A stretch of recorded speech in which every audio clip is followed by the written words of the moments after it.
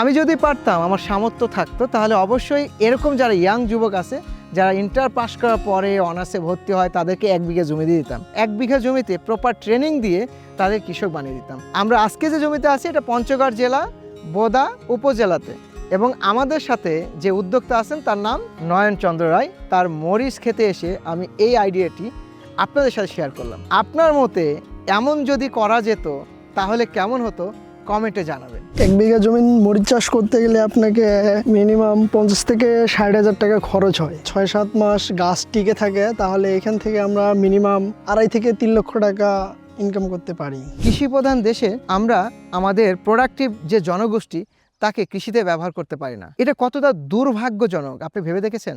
আমাদের দেশের যুব সমাজ তাদেরকে যদি অনার্স পড়া অথবা ডিগ্রি পড়ার পাশাপাশি তাদেরকে যদি 1 বিঘা 2 বিঘা জমিতে প্রপার ট্রেনিং নিয়ে চাষাবাদে নামাই দিতে পারতাম, তাহলে কি ঘটতো? এটার উদাহরণ কিন্তু বাংলাদেশে আমরা অনেকগুলো তৈরি করেছি, অনেক হাজার, অনেক লাখ। বাংলাদেশে কৃষি সমৃদ্ধ করতে গেলে, কৃষি অর্থনীতিকে সমৃদ্ধ করতে গেলে মানুষকে দিতে হবে পেশা, আর সেই পেশাটা হতে হবে পরিচ্ছন্ন, হালাল এবং প্রোডাক্টিভ পেশা, স্থায়ী পেশা।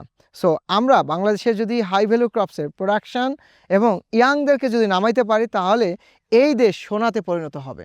আমি এগ্রোয়ানে ট্রেনিং করি, ট্রেনিং করার পর ওদের শিডিউল অ্যাপসের মতো ব্যবহার করি, শিডিউল অনুযায়ী চলি, যার কারণে আমার মরিচ গাছের রোগবালাই অনেক কম এবং কি খরচও অনেক সীমিত হয়, যার কারণে গাছের ফিগার সুন্দর থাকে, গাছের ফল সে ভালো হয়। উনি নতুন মানুষ, নয়ন সাহেব নতুন মানুষ আসার পরে সে প্রথম যে ক্রপসগুলো করে সেখানে কিন্তু বাম্পার। দেশের কৃষিটাকে টিকিয়ে রাখতে চাই, তাহলে দরকার এরকম যুব সমাজের কৃষক হওয়া, কৃষিতে আসা। কৃষির পরিবর্তন দেশের পরিবর্তন অথবা যে কোনো ব্যবসা বা যে কোনো বড় পরিবর্তন ঘটায় এই ইয়াং যুবকরা। আমারটা বলা যায় আমি তাদের মধ্যে প্রথম স্থানে আছি। প্রথম স্থান না? জি, চমৎকার।